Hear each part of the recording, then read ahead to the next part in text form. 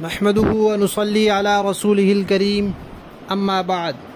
ترجمے والے قرآن پاک کا صفحہ نمبر 826، 23واں پارہ سورہ یاسین، دوسرا رکوع، آیت نمبر 30 تا 33۔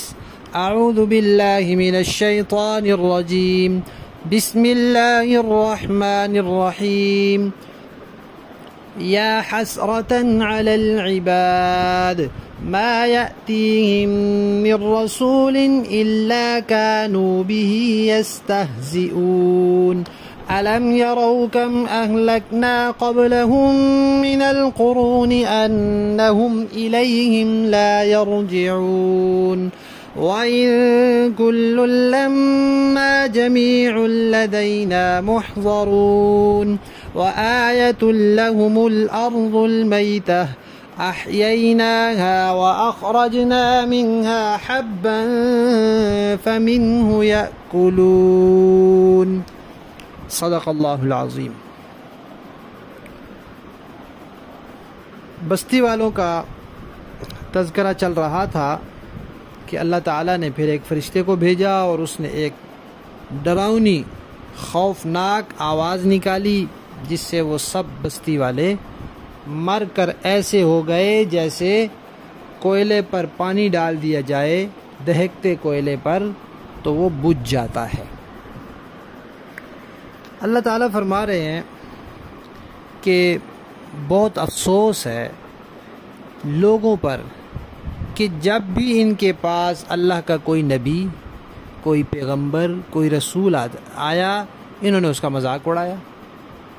اور آج کل بھی دیکھ لیں، جب بھی کسی کے پاس علماء کرام دین کے داعی اور مبلغ جاتے ہیں، دین کا پیغام پہنچاتے ہیں، تو بہت سے لوگ ایسے ہیں جو دین کی باتوں کا مذاق اڑاتے ہیں، ان علماء کا، ان مبلغین کا، ان داعیوں کا مذاق اڑاتے ہیں۔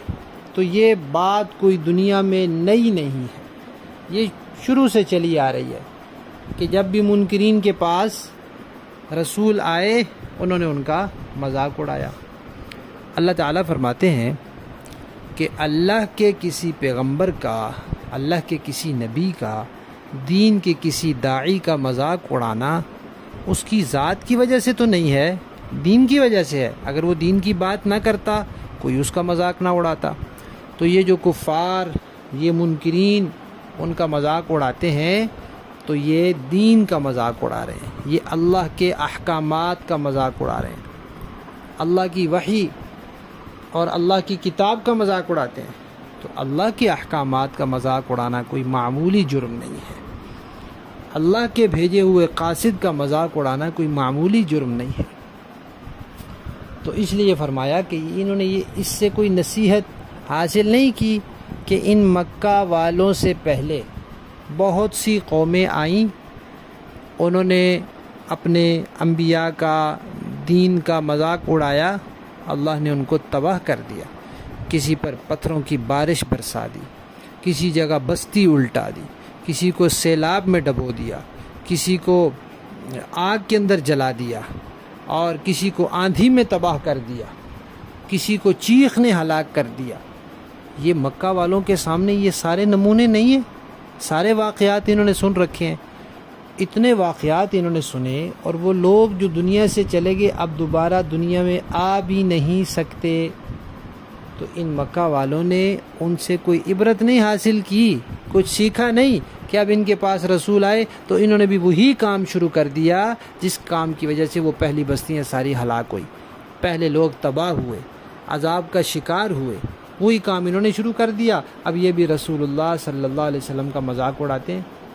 تو اللہ تعالیٰ فرماتے ہیں کہ یہ دنیا 4 دن کا وقت ہے، یہ گزر جائے گا، پھر بالآخر سارے کے سارے میرے پاس لائے جائیں گے۔ یعنی یہاں یہ فرمایا تھا نا کہ جو عذاب میں ہلاک ہو گئے، تباہ ہو گئے، وہ واپس دنیا میں نہیں آ سکتے۔ تو اس کا یہ مطلب نہیں کہ دنیا میں نہیں آ سکتے تو اب ان کا قصہ ختم ہو گیا، ان سے کوئی حساب نہیں ہوگا۔ فرمایا نہیں، سارے کے سارے میرے پاس حاضر کیے جائیں گے، لائے جائیں گے، سب کا حساب ہوگا۔ اب یہاں پھر تعجب ہوا کفار کو کہ مرنے کے بعد دوبارہ کیسے اللہ زندہ کریں گے؟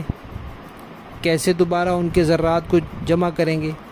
اللہ تعالیٰ نے فرمایا کہ تم اس کو اپنی قدرت کے حساب سے، اپنی طاقت کے لحاظ سے نہ سوچو، اللہ تعالیٰ کی قدرت اور طاقت سے کو سامنے رکھ کر سوچو کہ جس اللہ نے انسان کو پہلی مرتبہ پیدا کیا ہے اس کے لیے دوبارہ پیدا کرنا کیا مشکل ہے؟ پہلی مرتبہ تو کچھ بھی نہیں تھا، دوسری مرتبہ اس کے کچھ ذرات تو ہیں نا۔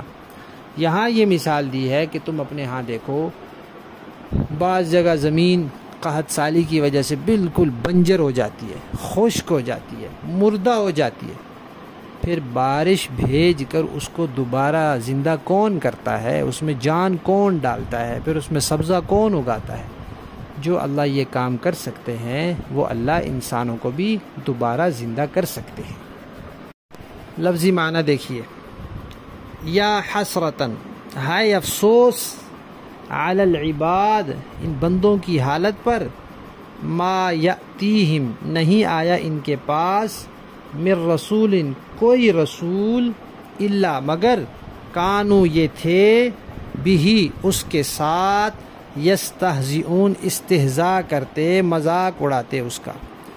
الم یرو، کیا انہوں نے نہیں دیکھا، کم اہلکنا، کم کتنی، اہلکنا ہلاک کر دی ہم نے، قبلہم ان مکہ والوں سے پہلے، من القرون بستیاں، انہم کہ وہ بستیوں والے لوگ اب، الیہم ان لوگوں کی طرف، یعنی اب دنیا والوں کی طرف، لا یرجعون لوٹ کر بھی نہیں آ سکتے۔ یہاں سے کچھ لوگوں کا وہ نظریہ باطل ہونا ثابت ہوتا ہے جو یہ کہتے ہیں کہ قیامت سے پہلے گویا کہ ایک اور قیامت آئے گی اور اس میں حضرت علی رضی اللہ تعالیٰ عنہ زندہ ہوں گے اور وہ اپنے مخالفین کے لیے گویا کہ سزا کا ایک نظام قائم کریں گے۔ حالانکہ اللہ کا قرآن تو کہہ رہا ہے کہ جو دنیا سے چلے گئے ہیں وہ اب واپس نہیں آ سکتے۔ ہاں، کسی کو اللہ نے اپنے نبی کے سامنے معجزے کے طور پر، جیسے عیسیٰ علیہ السلام کسی مردے کو کہتے تھے زندہ ہو جا، تو وہ تھوڑی دیر کے لیے زندہ ہو کر دوبارہ فوت ہو جاتا تھا، ویسے اب دنیا میں کوئی واپس نہیں آئے گا۔ تو معلوم ہوا کہ جن لوگوں نے رجعت کا یہ نظریہ گھڑا ہوا ہے کہ قیامت سے پہلے ایک اور قیامت ہوگی، وہ بالکل غلط اور باطل ہے۔ وَإِن، اور نہیں ہیں، کل سارے، لما مگر، جمیع سب کے سب، لدینا ہمارے پاس، ہمارے سامنے، محضرون حاضر کیے جائیں گے۔ وآیتن، اور ایک نشانی، لہم ان کے لیے، الارض زمین ہے، المیتہ جو مردہ ہو جائے، بنجر ہو جائے، احییناہا ہم نے اسے زندہ کیا، واخرجنا منہا اور نکالا ہم نے اس زمین سے، حبا غلہ اناج، فمنہ پس اس میں سے، یأکلون یہ کھاتے بھی ہیں۔ بنجر زمین کو اللہ نے زندہ کر کے اس سے غلہ نکالا، وہ یہ کھاتے بھی ہیں، پھر بھی حیران ہوتے ہیں کہ مردہ کو انسان اللہ تعالیٰ کیسے زندہ کریں گے۔ با محاورہ دیکھیں، یا حسرتاً علی العباد، افسوس ہے ایسے بندوں کے حال پر، ما یأتیہم من رسول الا کانوا بہ یستہزئون، ان کے پاس کوئی رسول ایسا نہیں آیا جس کا وہ مذاق نہ اڑاتے رہے ہوں۔ الم یروا کم اہلکنا قبلہم من القرون انہم الیہم لا یرجعون، کیا انہوں نے نہیں دیکھا کہ ان سے پہلے ہم کتنی قوموں کو اس طرح ہلاک کر چکے ہیں کہ وہ ان کے پاس واپس لوٹ کر نہیں آتے۔ وَإِن كُلٌّ لَّمَّا جَمِيعٌ لَّدَيْنَا مُحْضَرُونَ، اور یہ جتنے لوگ ہیں ان سبھی کو اکٹھا کر کے ہمارے سامنے حاضر کیا جائے گا۔ وَآیَةٌ لَّهُمُ الْأَرْضُ الْمَيْتَةُ، اور ان کے لیے ایک نشانی وہ زمین ہے جو مردہ پڑی ہوئی تھی، احییناها واخرجنا منها حبا فمنه یأکلون، ہم نے اس زمین کو زندگی عطا کی اور اس سے غلہ نکالا جس کی خوراک یہ کھاتے ہیں۔ صدق اللہ العظیم۔ ان آیات سے ہمیں یہ سبق ملا کہ پچھلی قوموں کے واقعات کو صرف قصہ کہانی کے طور پر نہیں سننا چاہیے، بلکہ اس سے سبق حاصل کرنا چاہیے، نصیحت حاصل کرنی چاہیے، اور وہ کام نہیں کرنے چاہیے جن کی وجہ سے پچھلے لوگ عذاب کا شکار ہوئے۔